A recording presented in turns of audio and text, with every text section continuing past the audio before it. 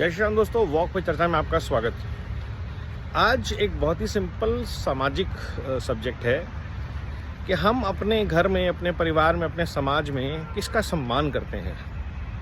या तो जो हमारे घर के बड़े होते हैं और या जिन्होंने काम बहुत अच्छे किए होते हैं। बड़ों में भी हम उनका सम्मान ज़्यादा करते हैं जो हमसे प्यार से बात करते हों, जिन्होंने ऐसे काम किए हों कि वो बच्चों को, हर घर के महिलाओं को, बच्चों को, बड़ों को, युवाओं को, सबको इज्जत से बात करते हों, सबके लिए कुछ सोचते हों। जब हम ये काम अपने देश और समाज में करते हैं, समाज में उन लोगों का सम्मान करते हैं जिन्होंने समाज के लिए कुछ किया है। जिस आदमी या जिस व्यक्ति का कुछ गलत ट्रैक रिकॉर्ड होता है, हम उससे थोड़ा दूरी मेंटेन करते हैं, उसके साथ दिखना नहीं चाहते हैं। उसके साथ कैसे लोग चल रहे हैं, ये से भी बहुत फ़र्क पड़ता है। कैसे लोगों के साथ उसका उठना बैठना है। तो जब ये सारे पैरामीटर हम अपने परिवार के लिए, अपने समाज के लिए यूज़ करते हैं, तो वही पैरामीटर अपने देश के लिए भी तो इस्तेमाल करने चाहिए। चाहे आप किसी भी परिवार, क्षेत्र, समाज से आते हो। ये बात तो स्वाभाविक है। तो क्या हमें ऐसे व्यक्ति का सम्मान करना चाहिए, ऐसे व्यक्ति के साथ जुड़ना चाहिए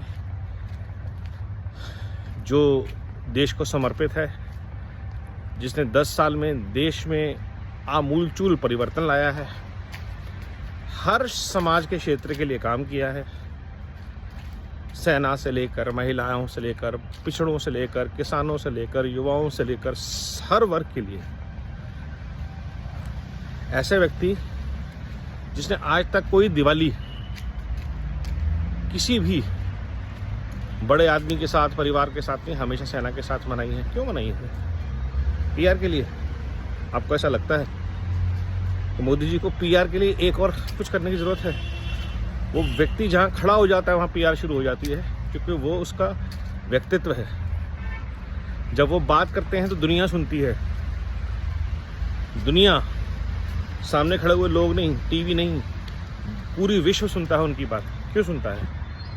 क्योंकि उस व्यक्ति का व्यक्तित्व ऐसा है, क्योंकि उसके विचार देश को जोड़ते हैं, झकझोरते हैं। उसके विचार समाज में चेतना लाते हैं, समाज को संगठित करते हैं, देश को संगठित करते हैं। उसके विचार आपको ऊर्जा से भरते हैं, सात्विकता से भरते हैं, सनातन के भाव से भरते हैं। ऐसा व्यक्ति भारत का नेतृत्व कर रहा है ना जाने कितने सालों बाद।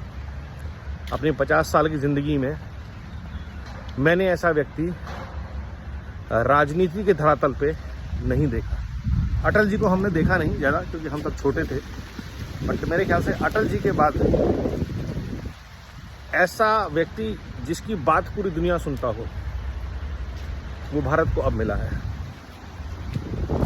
अटल जी से बढ़ के ये चीज़ है कि अटल जी जो कहते थे वो मोदी जी करते हैं। तो मैं कई बार पहले भी बोल चुका हूँ, अगर आप गौर से देखेंगे तो अटल जी की कविताओं का व्यक्ति के रूप में अगर सार दिखेगा तो आपको मिलेगा नरेंद्र दामोदर दास मोदी में। काल के कपाल पे लिखता मिटाता हूँ, गीत नया गाता हूँ। हर साल एक नया गीत गाता है व्यक्ति। Give it up. स्वच्छ भारत अभियान, हर घर नल से जल, आत्मनिर्भर भारत, वोकल फॉर लोकल। आप देखते जाइए, स्टार्टअप इंडिया। और 10 साल में ऐसे 10 बड़े विचारों ने 100 छोटे विचारों को जन्म दिया। और जिस व्यक्ति ने कहा था कि 125 करोड़ देशवासी एक साथ जब कदम आगे बढ़ाते हैं तो देश 125 करोड़ कदम आगे बढ़ जाता है। आज देश 140 करोड़ कदम आगे चलता है। हाँ, कुछ लोगों का उनसे पॉइंट ऑफ डिफरेंस हो सकता है, बट आज तो जिनसे उनको नफरत करने को कहा गया, खास तौर पर मुसलमान, वो भी मानते हैं कि बात तो मोदी जी सही कहते हैं। इस्तेमाल तो हमारा हुआ है वोट बैंक के लिए।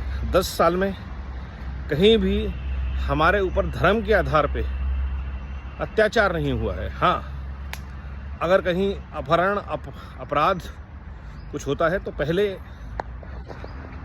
इस धर्म के लड़कों को पकड़ा जाता है, क्योंकि अधिकतर जगहों पे यही लोग इन्वॉल्व होते हैं।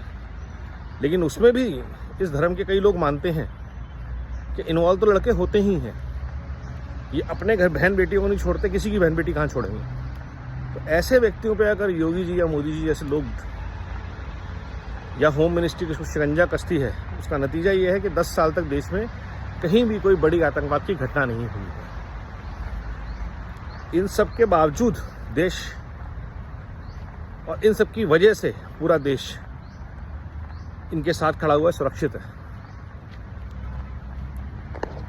आज भारत का सम्मान पूरे विश्व में है, क्यों है?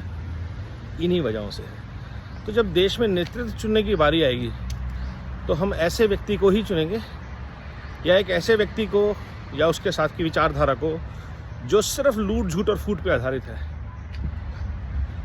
जो अपनी पार्टी के लोगों को एक नहीं रख पा रहा, वो देश में पिछड़ों को एक करने की बात कर रहा है, जो अपनी सीट नहीं बचा पा रहा, वो देश को नेतृत्व देने की बात कर रहा है।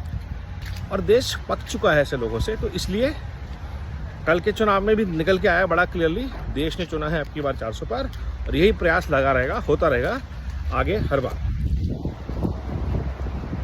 वंदे भारत, वंदे मातरम, नमो भारत।